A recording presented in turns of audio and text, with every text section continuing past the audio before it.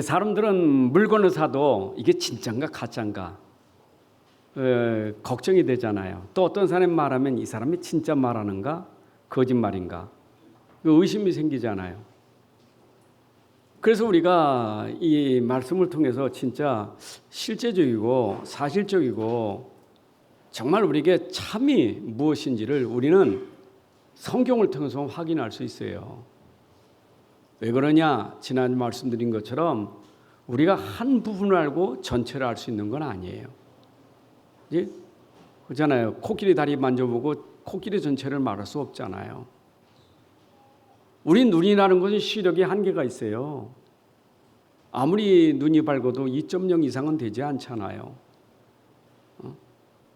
근데 우리는 이런 시력도 한계가 있는데 어떻게 우리가 진짜 전체를 알 수 있고 어떻게 우리가 참을 알 수 있겠어요?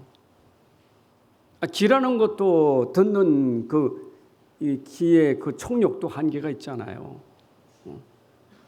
우리는 모든 게 한계가 있는데 한계를 넘어서면 모르는 거예요.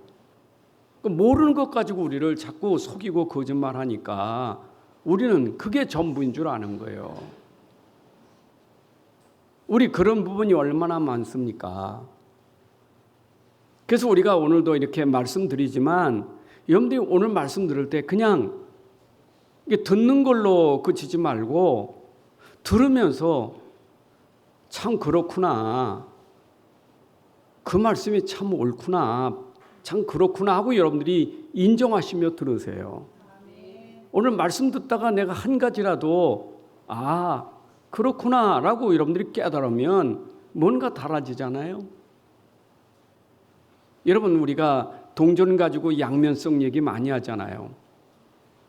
세상에서 말하는 양면성하고 성경에서 말하는 양면성은 달라요. 세상에 말하는 양면성은 결국 사람의 생각과 기준을 따라서 양면성을 얘기하는 거예요. 동전 여러분 한쪽에는 숫자가 있지만 뒤에는 그림이 있잖아요. 10원짜리는 뒤에 다보탑이 있고 50원짜리는 벼이삭이 있잖아요. 그렇죠? 100원짜리는 이순신 있고 500원짜리는 하기요 두루미요. 하여튼 뭐 날아가는 거 있잖아요. 근데 그 동전이 기계 들어갔다가 깎여져 버렸어. 그건 가치 있어요? 안 바꿔줘요. 동전은 글자하고 그때 그림이 두 개가 있어야 동전에 구실을 하는 거지. 세상이라는 한 면만 보고 우리가 판단하는 게 아니에요. 양면을 봐야 되지. 그래서 세상에서도 양면성 얘기할 때 항상 동전을 가지고 얘기한단 말이에요. 그럼 보세요. 사람은 장점이 있고 단점이 있다고요. 양면성 아닙니까? 좋은 것도 있지만 안 좋은 것도 있어요. 다 장점은 아니에요. 단점도 있지. 그러면 사람의 기준인데 뭐가 장점이고 뭐가 단점입니까? 우리 기준 아닙니까? 우리가 보는 기준은 난 단점이라고 하나님은 그건 장점이고 나는 장점인데 하나님 건 단점이요. 우리 기준은 아니에요. 우리가 긍정과 부정을 얘기하잖아요. 뭐가 긍정입니까? 뭐가 부정입니까? 그런데 그것도 영적은 모르면 자꾸 긍정적 신앙. 그래서 자꾸 사람은 긍정적으로 살아야 된다고. 옳은 말이지만 기준이 뭡니까? 나의 긍정의 기준이 뭘까요? 부정의 기준은 뭘까요? 그 사람의 기준 아닙니까? 아니 사람들도 얘기하면서 가난한 자, 부자 얘기하는데 부자의 기준은 뭐고 가난한 자 기준은 뭡니까? 어디가 기준입니까? 우린 자꾸 없으면 가난하고 있으면 부자라는데 성경에서 그렇게 말하지 않아요. 부자가 뭐고 가난한 자가 뭡니까? 성경에는 가난한 자가 복 있대. 부자가 복 있는 게 아니고 말이 이해가 안 되잖아요. 웃는 자가 복 있어요? 우는 자가 복 있어요? 세상은 뭐라 해요? 웃으면. 근데 성경은 뭐라 했어요? 우는 자가 복 있대. 여러분 성경하고 세상하고 말이 안 맞아요. 그 우리 기준은 뭐겠어요?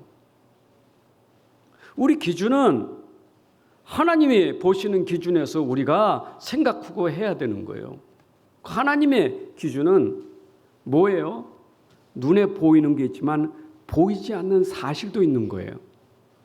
그건 세상이 알 수도 없고 설명할 수도 없는 거예요. 아니, 세상에 눈에 보이는 세계만 있는 게 아니잖아요.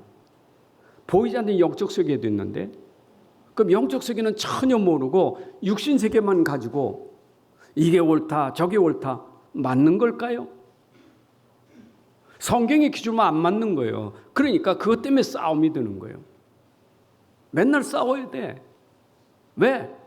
영적인 거 모르니까. 영적 세계는 몰라요. 여러분, 영적 세계 하나님이 계시잖아요. 여러분, 천국 있잖아요. 믿으세요? 이거 의심하는 사람은 오늘 말씀 들려지질 않을 거예요. 근데 분명히 하나님 계셔요. 안 믿어도 귀신도 있어요. 안 믿어도 지옥도 있고 천국이 있어요. 사람이 죽는 것만 끝나는 게 아니에요. 죽은 다음에 심판이 있지. 성경에서 말하고 있는 거 아니겠어요? 그럼 우리가 세상을 보라고요. 우리 현장을 보라고요. 우리가 현장에서 세상에서 진짜 봐야 될 게 뭡니까? 여러분, 현장에서 참 안타까운 현실들이 너무 많아요.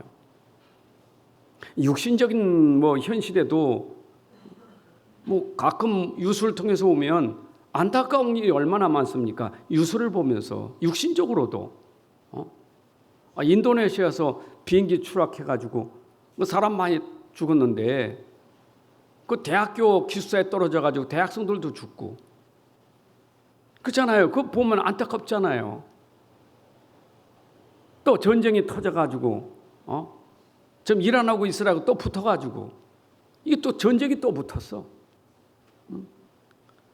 아니, 러시아 우크라이나 전쟁도 아직 안 끝났는데 하마스 이스라엘 전쟁도 안 끝났는데 또 전쟁이 터졌어. 여러분, 그 전쟁 속에 죽은 사람들이 많고 지금 그 배고파서 양식 달라고 막 매달린 사람 얼마나 많습니까? 여러분, 그 가자 지구에서 그 양식 받으려고 줄 서서 그 뛰어다니다가 그 죽는 사람들 많잖아요. 안타깝지 않습니까? 현실 아닙니까? 그럼 여러분 개인이나 여러분 가정에서 현실을 두고 보세요. 우리가 안타까운 일이 얼마나 많습니까? 돈만 아니에요.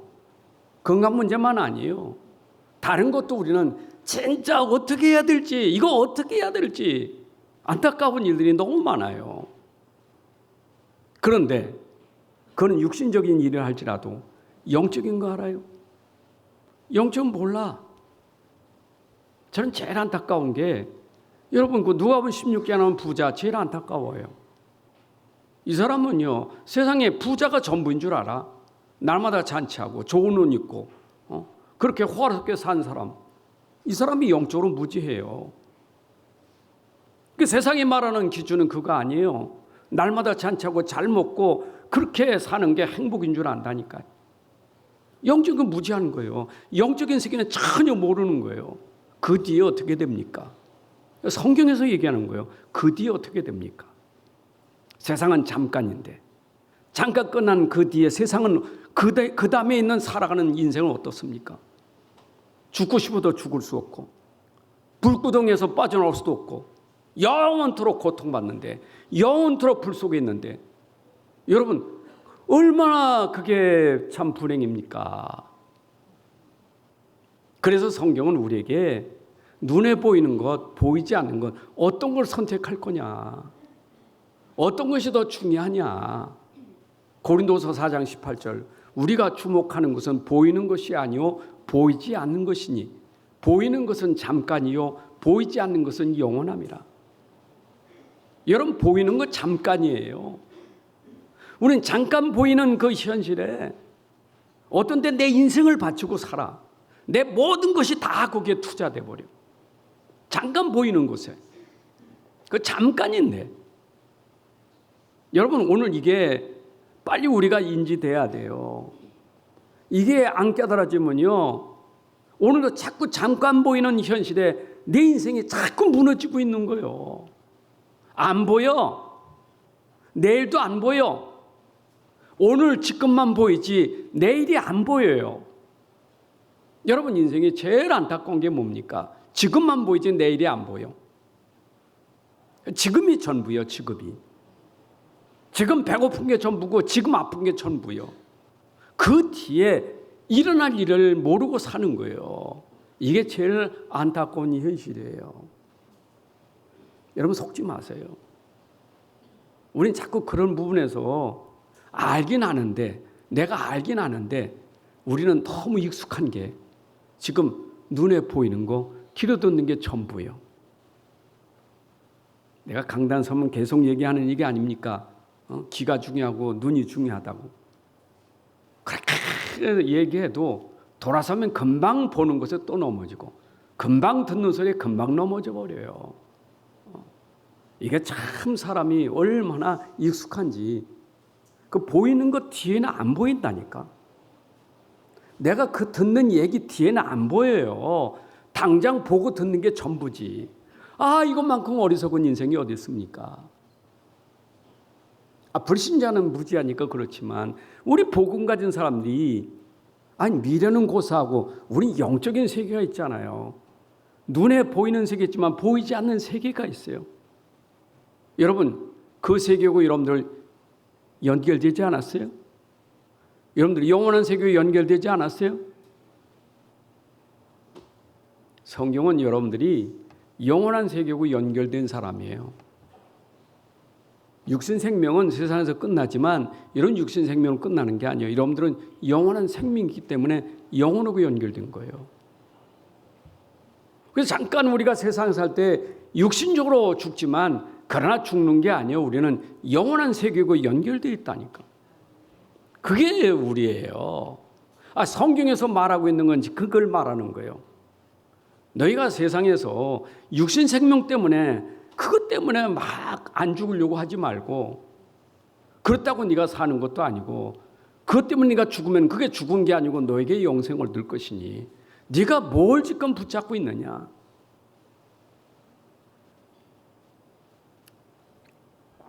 영원한 복음, 영원한 기업, 영원한 말씀, 영원한 하나님. 오늘도 여러분들이 진짜 붙잡아야 돼요. 진짜 알아야 돼요. 저는 이게 조금 아니까, 조금 알게 되니까 이제는 눈에 보이는 것, 귀로 듣는 것, 그 너머를 보면서 영혼까지 보니까 내가 오늘 어떤 사람이 될 거며, 내가 어떻게 살 것이며, 내 방향이 무엇인가, 이거를 찾은 게 너무 감사한 거예요. 그래서 저는 디모데후서 4장 1절부터 5절의 말씀이 얼마나 마음에 닿는지, 내가 세상에 살지만 반드시 심판하실 그리스도 앞에 설 것이다. 이걸 생각하니까 내가 오늘 사는 것이 결국엔 심판하실 그리스도 앞에 설 것이니 내가 지금 어떻게 살 것이냐. 이게 딱 들어오니까 정신이 번쩍 나더라니까. 정신이 번쩍 나요. 여러분 지금 세상에도 우리가 이런저런 좀 어려움도 힘들도 있지만 그러나 우리가 그리스도 앞에 선다니까요. 당장 보지 마세요. 그리스도 앞에 섭니다. 언제 죽어요? 여러분 언제 죽어요? 100살 사실 거요? 그거는 세상에서 말하는 과학이지 언제 죽을지 몰라. 우리가 하나님 앞에 서는 날이 오늘일지 내일일지 몰라요. 잠깐 오늘 내일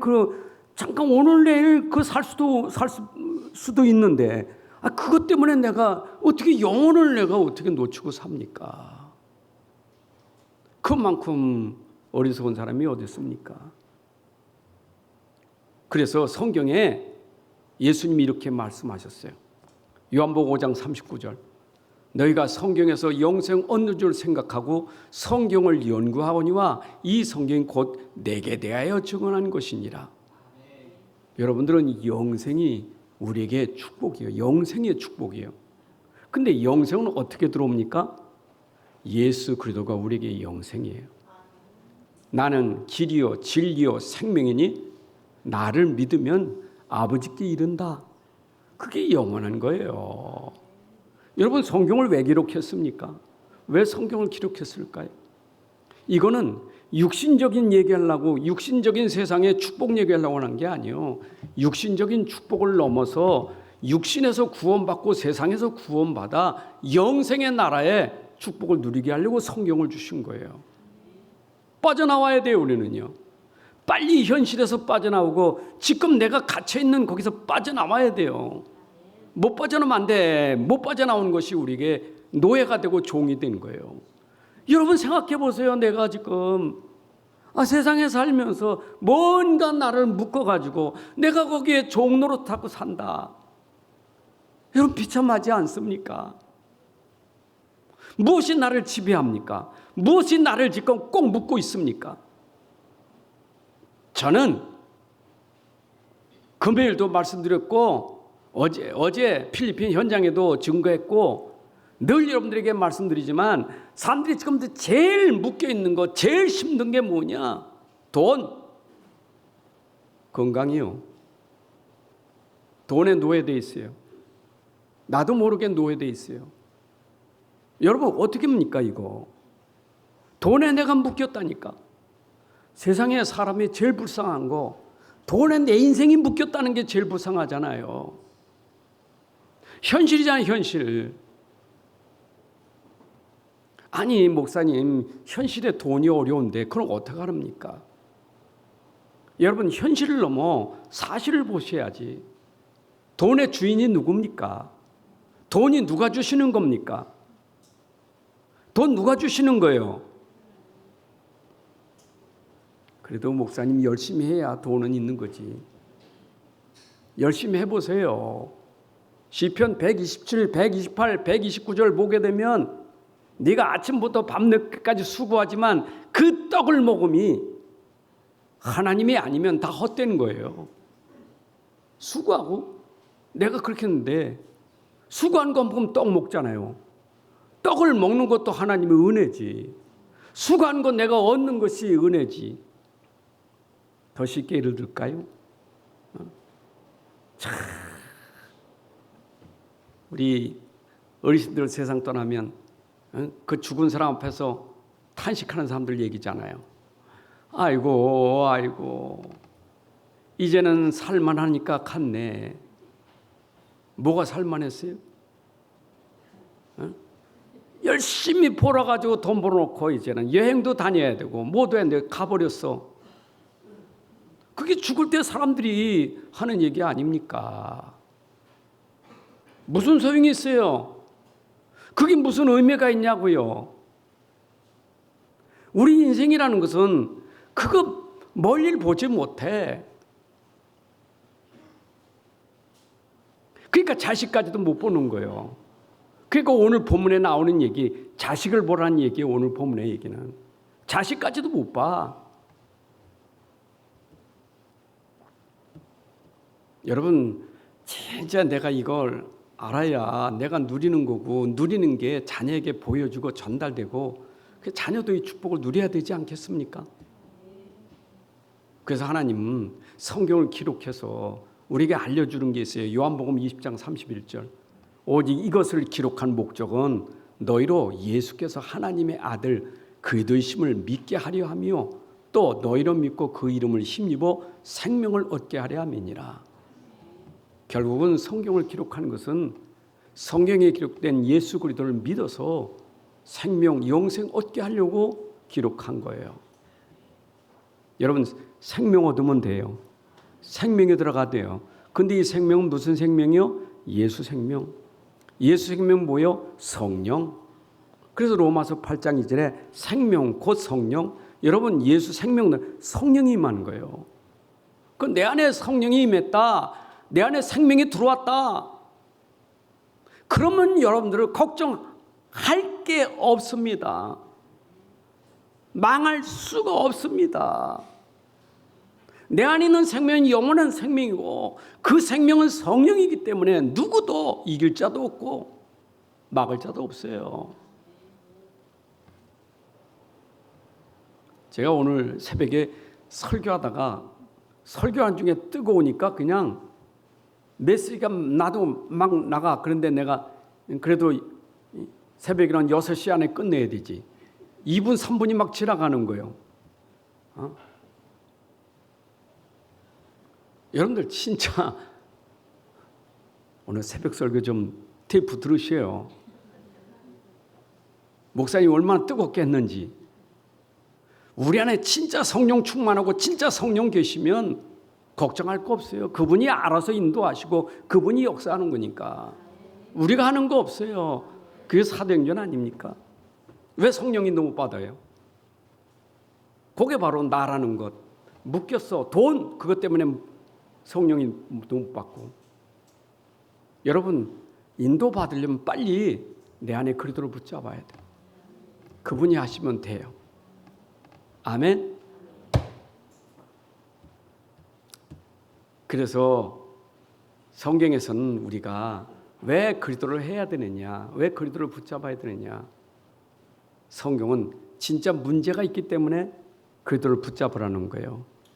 여러분 진짜 문제가 창세기 3장 사건이 진짜 문제예요. 근데 그 문제는 지금도 계속되는 문제예요. 언제까지 계속되느냐? 그게 지옥까지 계속되는 문제예요. 그 문제에서 빠져나오는 것이 바로 그리스도예요. 그래서 하나님 우리에게 그리스도를 보내주신 거예요. 빠져나가게 하려고. 그 빠져나온 걸 우리가 구원받는다고 하는 거예요. 여러분 구원 받아놓고 얘기하는 거 아니겠어요? 내가 빠져나오고 얘기하는 거 아니겠어요? 그래서 오늘 요한복음 15장에 못 빠져나온 사람들 얘기해요. 저 못 빠져나온 현장의 얘기. 누굽니까? 바리새인 서기관들, 못 빠져나온 사람들이요. 이 사람들은 못 빠져나와. 구원도 모르는 사람들이요. 영적인 건 무지한 사람들이요. 영적인 건 전혀 모르는 사람들이요. 아는 건 육신밖에 없어. 다시 얘기할게요. 아는 것은 육신밖에 없고 영적인 거는 무지하고. 이게 바리새인 서기관들이에요. 이게 바로 유대 종교예요. 그러면 지금도 우리가 복음 모르면 나는 유대 종교 같은 종교 속에 있는 사람이에요. 자, 그 사람들이 하는 얘기가 뭡니까? 요한복음 15장 1절 3절에 봤지요? 그때 바리새인과 서기관들이 예루살렘부터 예수께 나와 이르되 당신의 제자들이 어찌하여 장로들의 전통을 범하나이까 떡 먹을 때 손을 씻지 아니하나이다. 대답하이르되 너희는 어찌하여 너의 전통으로 하나님의 계명을 범하느냐? 이 사람들은 하나님의 계명 말씀보다 전통이 더 중요한 거예요. 이게 사람이 만든 계명이에요. 여러분 사람의 계명이 중요합니까? 하나님의 계명이 중요합니까? 이걸 무지해서 모르는 거예요. 그래서 오죽하면 이들은 외식하는 자라고 말한 거예요. 왜냐? 속은 몰라. 영적은 몰라. 아는 것은 육신적인 거. 그러니까 이 사람들은 늘 외식하는 자예요. 겉만 중시 여기는 사람들. 전통만 중요하게 생각하는 사람들. 여러분 오늘도 형식에 빠지지 말고 내용을 가지고 살아야 돼요. 우리 내용을 가지고 삽시다. 아이 사람은요 진짜 그 사람이 중요한 건 내용이잖아요. 내용. 그 사람이 어떤 사람이냐 내용이잖아요. 내용. 물론 내용이 중요해야 돼. 포장도 잘해야 돼. 이런 그 보석을 무슨 나무 박스에 넣습니까? 보석은 보석의 가치가 있으니까 얼마나 포장을 잘합니까? 우리가 내용이 좋으니까 우리가 뭐 잘 해야죠. 옷도 잘 입고 머리도 잘 다듬고 해야 되겠죠. 그걸 무시하는 게 아니에요. 여자분들은 화장해야지 이쁘게 해야 되지. 안 그래요? 우리 미용실 하시는 김기혜 집사님 사람들이 머리를 얼마나 이쁘게 만들어줍니까? 그거 이쁘게 해줘야지. 그거 좋은 거 아니에요. 그렇죠? 근데 중요한 거는 내용을 놓친 외적인 것은 우리에게 아무 의미가 없어요. 오늘 내용을 찾읍시다. 내용을 찾고 갑시다. 자꾸 껍데기에 우리 너무 묶이지 말고 외용도 중요하지만 내용을 더 중요하게 해라란 말이에요. 내용. 자, 그러니 여기에 이 사람들이 지금 뭘 지금 가지고 자꾸 비난합니까? 손 안 씻은 거 가지고. 아니 지금 오죽하면 예수님이 그 말씀이요. 야, 손 안 씻고 먹은 음식은 배로 들어가서 뒤로 나와. 그냥 안 씻고 먹었지만 뒤로 나 배설물이요. 진한 얘기는 안 할게요. 먹고 뒤로 나갑니다. 근데 예수님 말이요, 그게 더럽냐? 진짜 더러운 건 네 속에 있는 것들이요. 내 속에 있는 게 지금 나오잖아, 입으로. 그 입으로 나온 게 더러운 거 아니겠어요? 여러분, 음식을 먹을 때 씻고 깨끗하게 씻어서 그건 우리가 정결해야 되는 건 맞지만 그보다 더 중요한 건 네 속에 더러운 것을 씻어야 되지. 그런 얘기하다가 오늘 예수님이 그냥 그들이 지금 싫어하고 막 약간 바리새인들은 예수님 죽이려고 하는 거예요. 지금 십자가를 앞에 놓고 죽이려고 지금 막 애를 쓰는 거예요. 막 복음 막지, 막 복음 방해하지. 이런데 예수님 보세요. 아니, 이러도 더럽다고 하는데 더러운 현장으로 간다니까. 유대인들이 더럽다고 하는 현장으로 가는 거예요. 거긴 아무도 못 가. 거긴 예수님 가면 안 돼. 유대인이 거기 가면 안 돼. 거기 어딥니까? 시돈 땅. 두로 시돈 땅이요. 다시 이방인의 땅이요. 이방인. 유대인들은 이방인에 들어가면 안 돼. 이방인 땅. 그게 유대 경계선이요. 유대 경계선을 넘으면 시돈과 두로가 있다니까. 지금으로 하면 레바논, 시리아, 옛날에 페니키아. 거기 이방 족속 있는 데예요. 거기 어떻게 감히 갑니까? 유대인들은 감히 가질 않아. 이방인 개취급력이에요. 사람 취급도 안 해요. 근데 예수님이 거기를 가시는 거예요. 여러분, 예수님이 거기 가시기 전에 요한복음에서도 예수님 못 갈 데 갔어요. 사마리아 지방에. 여러분, 사마리아가 어떤 데입니까? 이 유대인들은 사마리아 동네를요 아주 우습게 더럽게 여겼다니까. 요한복음 4장 9절. 사마리아 여자가 말했어요. 사마리아 여자가 이르되 당신은 유대인으로서 어찌하여 사마리아 여자인 나에게 물을 달라 하나이까. 아멘. 사마리아 지역에 온 것도 그렇지만 또 사마리아 여자, 이방 여자에게, 사람 취급도 하는 그 여자에게, 이방 여자에게 물을 달라니까 놀라버린 거예요. 왜냐하면 유대인들은 사마리안과 상종하지 아니함이라. 지금 이런 상황에 예수님이 그 지역에 들어가셨다니까. 여러분, 오늘도 예수님 왜 그 지역에 가셔서 그 지역에서 오늘도 예수님이 사역하셔야 되는가? 오늘 본문에 나와 있는 그 현장의 문제예요. 오늘 사도행전 이제 8장 7절도 나와 있습니다. 예수님이 빌립이 사마리아 동네에 들어갔는데 그 사마리아 동네가 복음이 안 들어가니까, 복음 빛이 없으니까 어둠이 꽉 찬 현장이에요. 사도행전 8장 7절. 많은 사람에게 붙었던 더러운 귀신들이 크게 소리를 지르며 나가고 또 많은 중풍병자와 못 걷는 사람이 나으니, 이 말은 그 현장에 근본적으로 복음 없으니 당연히 생길 수밖에 없는 문제들. 여러분, 복음 놓치면 당연히 일어날 수밖에 없는 일들이에요. 그러면 옛날에 사마리아 현장, 지금도 똑같아요. 복음 놓치면 흑암 현장이에요. 흑암이, 우상이, 종교가 가득한 현장이에요. 그 사마리아 동네는 우상이요, 종교, 흑암이 가득할 수밖에 없어요. 왜? 복음 놓치니까 우상 숭배, 종교 생활할 수밖에 없는 거예요. 그럼 반대로 거기에는 해결할 수 없다고요. 인생에 가진 근본의 영적 문제는 절대 해결할 수 없는 그 문제를 가지고 사니 그 현장에 얼마나 어려운 일이 많겠어요. 오늘 본문에 나오는 것처럼 마태복음 15장 22절 그 지역에 들어갔더니 가나안 여자 하나가, 이 가나안 여자는 헬라인이고 수르보니게 여인이라는 이 여자가 자기 딸이 지금 귀신 들렸어요. 흉악한 귀신 들렸어요. 그 현장에 예수님 들어갔는데, 지금도 우리 현장에는 이렇게 아무도 해결할 수 없는 흑암 문제가 우리 가정이나 우리 가문이나 우리 지역에 가득하다는 사실을 아셔야 돼요. 이거는 영적인 거기 때문에 그리도가 아니면 해결 안 돼요. 오늘 성경에서 우리에게 말하는 것은 이거는 예수 그리스도가 아니면 벗어날 수 없다 우리에게 말해주는 거예요. 예수 그리스도가 아니면 안 돼. 절대 해결될 수가 없어요.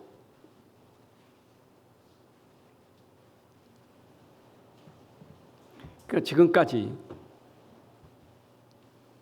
우리가 그리스도의 복음을 들으면서도 우리 속에 이 그리스도가 나에게 오직이 안 되면 계속 나는 그런 문제 때문에 갈등과 시달림 많아요. 빨리 오늘 그리스도 붙잡아야 해결되는 줄로 믿습니다. 그래서 그 현장에 그리스도께서 오신 거예요. 왜냐, 거기가 이방 현장이에요. 유대인들이 듣지 않으면 이 복음은 이방인에게 가는 거예요.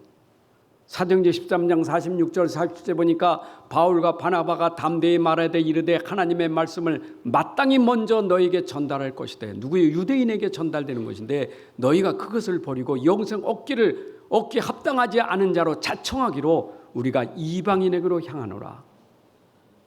마땅히 유대인들이 들어야 되고 마땅히 바리새인들이 들어서 그걸로 영생 얻을 받질 않아.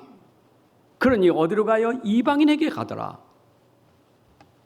여러분, 이방인에게 가니까 47절에 보니까 13장 47절에 주께서 이같이 우리에게 명하시되 너희가 내가 너를 이방의 빛으로 삼아 너로 땅끝까지 구원하게 하리라 하셨느니라. 여러분, 그 현장에는 빛이 들어가야 돼요. 오늘 빛이신 그리스도만이 흑암을 꺾을 수 있는 거예요. 예수 그리스도는 빛이십니다. 내 안에 흑암을 무너뜨린 빛이, 여러분 가정에 흑암 문제 꺾는 빛이, 이 악기 들린 자가 떠날 수 있는 것은, 해결될 수 있는 건 빛이신 그리스도만 들어가면 되는 거예요. 그게 오늘 본문의 얘기예요. 그리스도만 들어가면 돼요.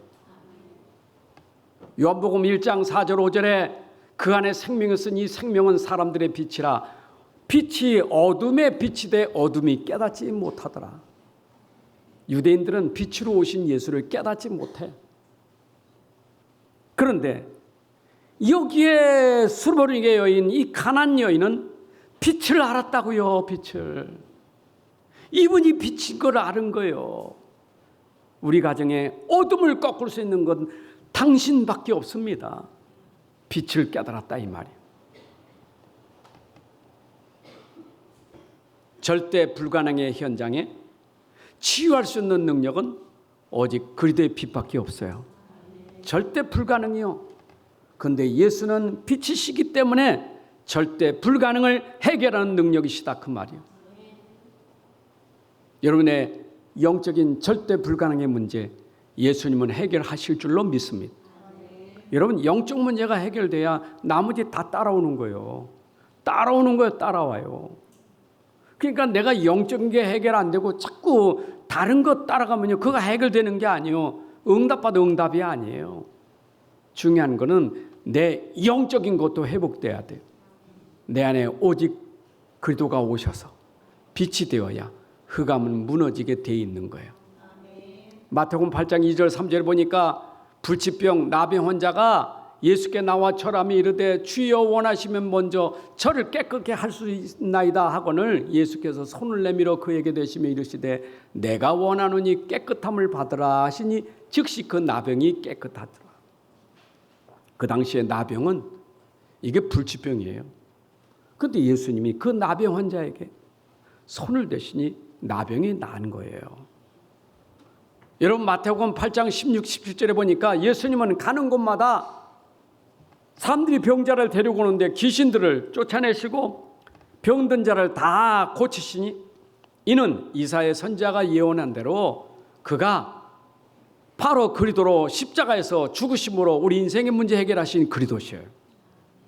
그분만이 우리 인생의 절대 불가능의 문제를 해결할 수 있는 분이에요.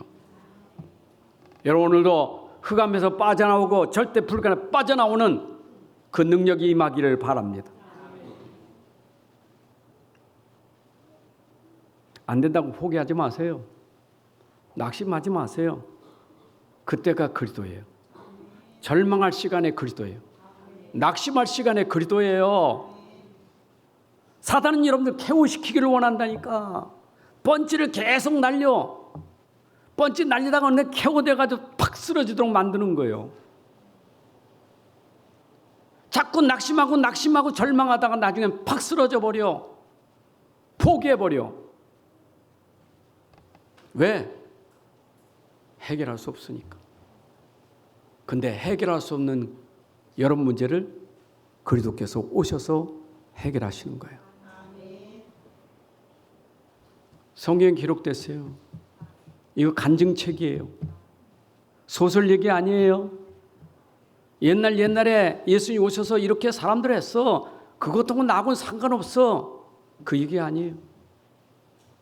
내가 믿고 있는 그리스도가 옛날에도 그랬고 지금도 그렇고 앞으로도 그러시는 그리스도예요. 믿으세요.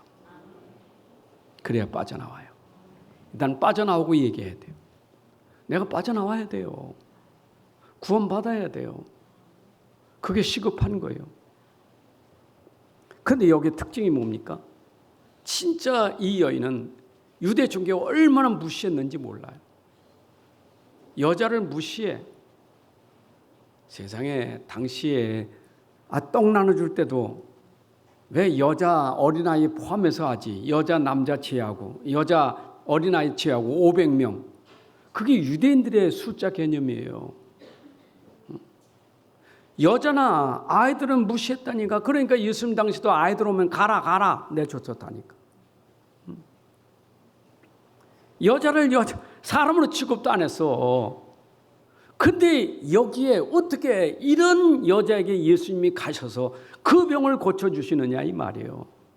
그 문제를 해결해 주시느냐 그 말이에요. 여러분 이게 복음이에요. 이것이 복음이에요. 복음은 차별이 없어요. 여자든 남자든 헬라인 유대인 차별 없는 게 복음이에요. 오늘도 그리스도 앞에 나오면 누구든지 치유받고 회복될 수 있는 거예요. 아직도 유대인들은 지금도 자기들 말고는 다 무시하잖아요. 여러분 공항 가서도 그 대열에 쭉 서 있으면 그 이방인들하고 같이 안 서려고 해. 지들끼리 서 있지. 같이 서 있는, 우리 뭐 냄새 나는 거 싫은 거예요. 독특하게 하고 있는 거예요. 선민이요, 자기들만. 그런데 이 여자에게 문제가 뭡니까? 자기 딸이요. 여러분, 자기 딸에 대해서 그 애타는 마음이 얼마나 컸겠어요. 자기 딸이 흉악한 귀신 들렸다. 여러분 생각해 보세요. 지금 내가 아니에요. 여긴 내가 아니고 내 딸이 흉악한 귀신에 들렸어. 근데 이 딸을 고칠 수 있는 분은 그리스도밖에 없는 거예요.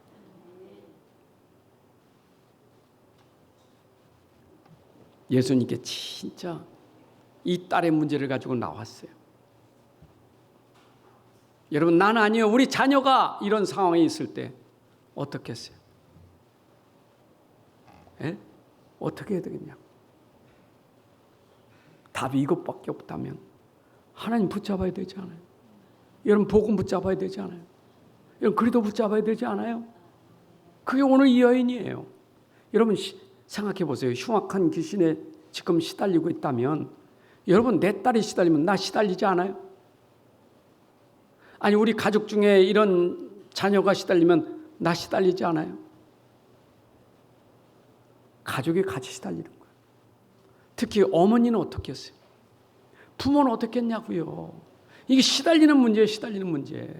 누가 이게 해결할 수 있겠어요? 아니 그러면 목사님 우리 애는 귀신 들리지 않았는데 근데 시달리는 문제 그거 말고 또 다른 것도 있는 거예요. 우리 아이가 도대체 답이 없어. 그럼 어떻게 해요? 그거 보고 마음 편해요 여러분들? 이건 엄마도 아니고 그건 아빠도 아니에요. 여러분 자식이 진짜 지금 시달려 공부에 시달렸는지 뭐 가족에 시달리든 친구에 시달리면 여러분들 마음이 아파야지. 유대인들은 무지해가지고 예수님 죽이면서 그 지역값은 누구에게 돌리라고? 우리 자손에게 돌리래. 나한테 주시오 그러지 왜 자손에게 돌려버려? 얼마나 무지하면. 그 예수님이 십자가에 죽으시기 위해서 달리고 올라가시는데 말이요. 여자들이 울면서 울어. 막 울어. 왜 울어요? 뭔가 연민이 있어서 그래. 예수님 어떻게 내가 사랑하는 주님이 어떻게 십자가에 죽겠습니까? 감정이지. 예수님 내가 죽는 게 지금 당연한 건데 니들 울 건 나 때문에 울지 마. 누구에서 울라고요? 네 자녀에서 울라지. 여러분 진짜 우리가 울어야 될 그 후대예요. 우리 랩런트는 그 울어요.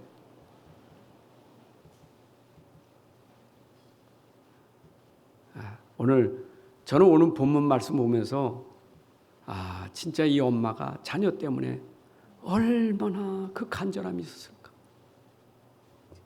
얼마나 주님께 매달렸을까. 그런데 이런 문제 있을 때 그래도 이 여인은 소문을 들었기 때문에 그 소문이 답이 된 거예요. 여러분 똑같이 소문 들어도 그 소문 듣고 계산해서 이익이 안 되니까 죽이려고 하는 게 헤롯 왕이에요. 마태복음 14장 1절에 그때 분노한 헤롯이 예수의 소문을 듣고 죽이려고 달려들잖아요. 저 세례요한이 죽었다가 다시 살았다고 생각하면서 막.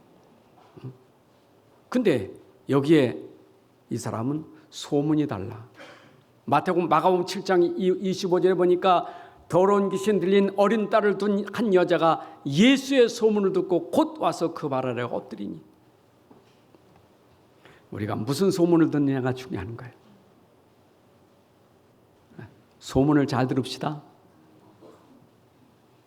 그 틀린 소문 듣지 말고 올바른 복음의 소문을 들으셔야 돼요.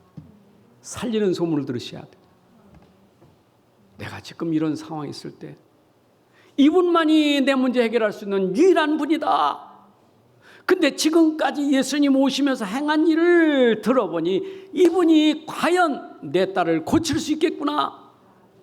마태복음 4장 23절 24절에 보니까 예수님께 오셔서 천국 복음도 전파하셨지만 백성의 모든 병 모든 약한 것을 고치시고 심지어 귀신 들린 자 간질한 자 중풍병자를 다 고쳤으니 이 소문이 퍼졌더라. 이 소문이 저 이방 여자도 듣고 있었더라 그 말이에요. 소문도. 그런데 세상에 어쩌면 내가 지금 내 딸이 흉악한 귀신에 들렸는데 그러면 흉악한 귀신 들린 이 딸을 그분이 고칠 수 있을까? 또 소문 들었어요. 마태복음 9장 32절 32절 33절 보니까 그때 귀신 들려 말 못하는 사람이 예수께 들어오니 귀신이 쫓겨나고 말 못하는 사람이 말하거늘 무리가 놀라 여기르되 이스라엘 가운데 이런 일을 본 적이 없다. 여러분 예수님 오셔서 이렇게 귀신 들린 자 고치는 것을 들었잖아요. 마태복음 12장 22절에 그때 귀신 들려 눈 멀고 말 못하는 사람을 데려왔거늘 예수께서 고쳐주심에 그 말 못하는 사람이 말하며 보게 된지라. 소문 들었잖아요. 그러면 내가 지금 처해 있는 현장 이 문제 해결할 수 있는 길은 소문 들어보니까 저분을 할 수 있겠구나. 믿음이 생긴 거예요. 어떻습니까 여러분들? 지금 여러분들 마음속에 그래도 얘기 처음 들으셨어요? 여러분 처음 들으셨어요? 많이 들으셨죠? 성경 기록돼서 들었죠? 설교 통해서 들었죠? 근데 내가 지금 겪고 있는 문제 소문하고 들어보니 이 문제는 그리도가 해결할 수 있고 간절한 마음 안 생겨요. 이분은 누구냐? 이 여자가 알았어요. 이분이야 주 다윗의 자손이요.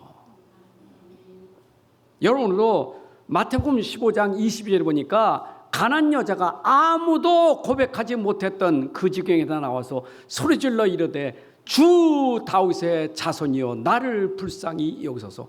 여러분 그 당시에 제자들도 아직도 예수님이 다윗의 자손으로 믿지를 못했다고요. 최초의 이 여자만이 제자들도 고백하지 못했던 고백을 주 다윗의 자손이요 이 여자만 알고 고백한 거예요. 여러분 보세요. 예수님이 제자들하고 배 타고 가다가 제자들은 고모래에서 고모래가 저 배 뒷머리가 아니요, 배 있잖아요, 그 뒤쪽에 거기 고모래 거기서 잠을 주고 계신 거예요. 근데 풍랑이라니까 어떻게 했어요? 뭐라고 깨웠어요? 주여라고 깨웠습니까? 뭐라고 깨웠어요 그때? 라삐어. 아직 주도 몰라. 여러분 가룟 유다가 따라다녔지만 예수님 줄 알았어요? 라삐어를 알았어요? 가룟 유다도 몰랐어요. 라삐어. 십자가를 앞에 두고 예수님 팔면서 라삐어라고 가룟 유다가 말했잖아요. 마태복음 26장 48절 49절에 예수를 파는 자가 그들에게 군을 짜리되 내가 입 맞추는 자가 그이니라 그를 잡으라 한지라 주 예수께 나와 라삐어 안녕하셨나이까. 가룟 유다가 줄 알았다면 그러지 않았을 거예요. 라삐어. 근데 여기에 가난 여인은 어떻게 했어요? 주 다윗의 자손이에요. 다윗의 자손이 누굽니까? 마태복음 1장 1절. 아브라함과 다윗의 자손 예수 그리스도시요. 마태복음 1장은 메시아의 족보예요. 이를 통해서 메시아가 당신이십니다. 이걸 하는 거예요. 여러분 오늘도 내가 믿고 있는 예수님은 메시아 그리스도이심을 믿으시기 바랍니다. 구원자 그리스도예요. 예수가 그리스도. 그분은 우리를 구원하는 구원주예요. 자, 그렇다면 이제는 이 여인이 어떤 자세를 가졌습니까? 자존심 버려야 돼요. 여러분 믿음은 나를 버려야 믿음이 되는 거예요. 갈라디아 2장 10절에 이제는 나는 그리스도 안에서 죽어버리고 내가 사는 것은 오직 그리스도니. 여러분이 여기에 있는 여인은 이제 나라는 거 다 빼버렸어요. 당신밖에 없습니다. 이게 믿음이요. 이 믿음 가지고 예수님께 간청하지요. 여러분 와서 뭐라 했습니까? 나를 불쌍히 여기소서. 나를 도우소서. 그런데 예수님 대답질 않으셔. 말씀을 해주셔야 되지. 나를 불쌍히 좀 말씀 좀 해주시. 알았다 그러든지 대답을 안 하셔. 침묵이요 침묵. 침묵할 때 이 여인은 어떻게 했어요? 에이구 대답도 안 하니 그냥 가버리자. 그러면 딸이 어떻게 되겠어요? 딸이 어떻게 되겠냐고 내가 가버리면 그 시달리다가 죽을 거 아니에요. 근데 여기에 대한 답은 당신밖에 없습니다 하니까 대답을 아니해도 당신만 내 딸을 고칠 수 있습니다 하고 매달린 거예요. 여러분 누가복음 11장, 누가복음 18장에 보게 되면 예수님 비유 설명을 많이 하시는데 누가복음 11장에 보게 되면 여러분 그 친구에게 가서 밤중에 떡 달라고 하는 친구 있었죠. 누가 벗인데 밤중에 그에 가서 말하기를 벗이여 떡 세 덩이를 내게 구워달라. 떡이 있는 거 알아서 간 거예요? 몰라서 간 거예요? 알아서 갔지. 알아서 가는 거예요. 알아서 가니까 간절히 매달리니까 주는 거지. 없는데 어떻게 줍니까? 안 그래요? 남자한테 자녀 달라면 애기나 달라면 되겠어요? 아니 재판장도 마찬가지로 누가복음 18장에도 보게 되면 불의한 재판장 앞에 과부가 억울한 일이 있어서 가서 매달리잖아요. 그러면 그 문제 해결할 것은 법적으로 누가 할 수 있는 거예요? 법이 누가 될 수 있는 거예요? 재판관 아닙니까? 그러니까 내가 지금 억울한 그 일을 해결할 수 있는 것은 당신밖에 없습니다 하고 그냥 계속 매달리는 거예요. 불의한 재판관도 그게 귀찮아서 들어줬는데 재판관이니까 여러분 우리가 예수님께 매달리는 이유 그분만이 해결할 수 있는 분이기 때문에 내 인생의 문제는 그분만 해결할 수 있어. 포기할 수가 없단 말이에요. 근데 이때 소리 지르니까 제자들이 하는 말이 아이고 저 여자 계속 따라오면 소리 지르니까 빨리 그냥 해주시고 보내주세요. 빨리 그냥 어떻게든 빨리 처리해주세요. 이게 제자들이 그냥 소리 지르고 따라오니까 그래도 불구하고 나를 불쌍히 여기소서 나를 도와주소서 마치 여러분 이 얘기가 뭡니까? 소경 바디메오가 예수님께 나와서 자기 눈 떠게 해달라고 소리 지르지 않습니까? 다윗의 자손이요, 내 눈 뜨게 해달라고 소리 지르니까 제자들이 뭐라 했어요? 시끄러워, 잠잠해. 그래도 그 소리에 상관하지 않고 다윗의 자손이요, 날 불쌍히 여서 불쌍히 여서. 그때 예수님 발을 멈추시고 내가 무엇 해주기를 원하냐? 눈 뜨기를 원하이다. 네 믿음대로 될지어다. 포기하지 마세요. 여러분들이 오늘도 기도하다 포기하지 마세요. 낚시하지 않으면 여러분들 때가 이르면 하나님 반드시 이룹니다. 근데 여기에 예수님이 제자들에게 먼저 한 말은 뭐라고 말합니까? 24절에 예수께서 대답하여 이르시되, 여기는 제자에게 한 말이요, 나는 이스라엘 집에 잃어버린 양 외에는 다른 데로 보내심을 받지 아니하노라. 제자들에게 한 말이요. 이건 마태복음 10장에서도 예수님이 이스라엘 잃어버린 집에 잃어버린 양에게 가라 했는데 나는 거기에 가는 거지 유대인들에게 이방인에게 가는 게 아니다. 그 말은 예수님의 사역은 유대 갈릴리 지역 사역이요. 그럼 제자들에게 뭡니까? 이제 네 사역을 넘어 내가 간 다음에는 이방인에게 사역할 것을 가르쳐 주신 거예요. 근데 이때 여자가 소리 지르니까, 이제 이방 여자지만 소리 지르니까 예수님이 거기에서 한 말이 또 뭡니까? 26절, 자녀의 떡을 취하여 개들에게 던짐이 마땅하지 아니하니라. 여러분 생각해 보세요. 지금 내 딸 고쳐달라고 말했던 예수님 기껏 대답하는 게, 비유를 들기를, 아니 떡을 주면 개에게 주냐 자녀에게 주지. 여기에 대한 해석은 이유가 많아요. 어떤 때는 집에 애완견처럼, 그 당시도 애완견이 있었는데 떡을 줄 때 애완견에게 주겠느냐 자식에게 주겠느냐, 그렇게 해석하는 사람도 있고, 이 떡은 유대인에게 준 거지 어떻게 이방인에게 주느냐, 이방인은 개같이 취급받으니까. 근데 떡은 분명히 자녀에게 줘요. 떡은 분명히 유대인을 위해서 준 거예요. 그러나 여기 이방 여인은 개같이 취급받은 거예요. 어떻게 떡을 개에게 줄 수 있느냐. 그런데 명답을 했다니까. 예수님이 감동할 만큼 믿음이 있었던 거예요. 자, 뭐라고 말합니까? 27절에 여자가 이르되 주여 올소이다마는 당신 말씀 진짜 옳아요. 그러나 개들도 제 주인의 상에서 떨어지는 부스러기를 먹나이다. 그래서 이것까지 또 부흥사들은 부스러기 은혜라고 하는데, 여러분들 진짜 예수님은요 정말 믿는 자에게 역사하시는 거예요. 올소이다만 이 믿음이 되니까 하나님 역사하는 것이지.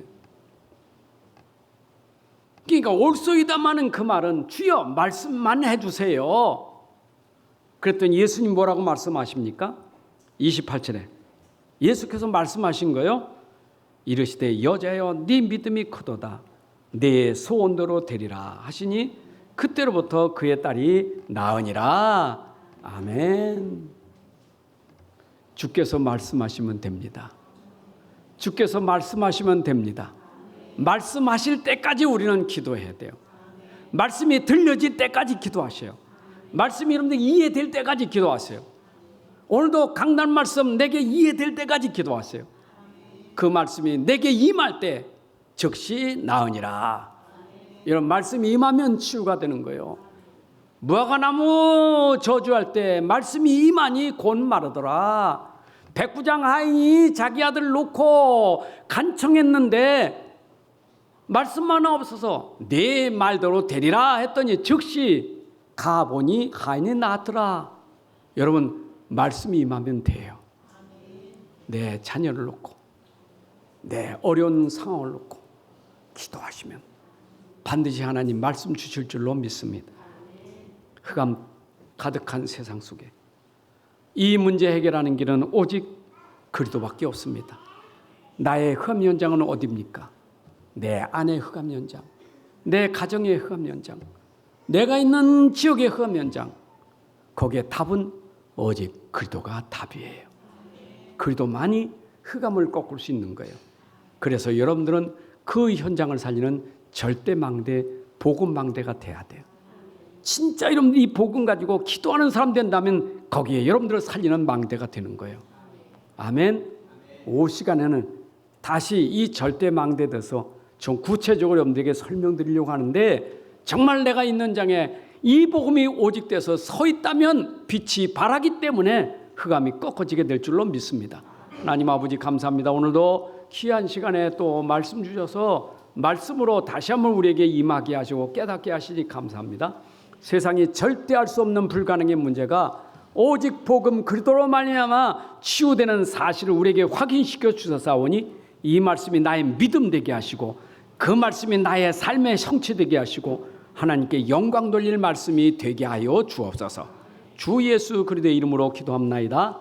우리 주 예수 그리스도의 은혜와 아버지 하나님의 크신 사랑과 성령님의 인도 역사 충만하심이 오늘 함께 예배한 죄자들 머리 위에 가정과 산업과 후손들 위에 이제부터 영원까지 함께 할지어다. 아멘.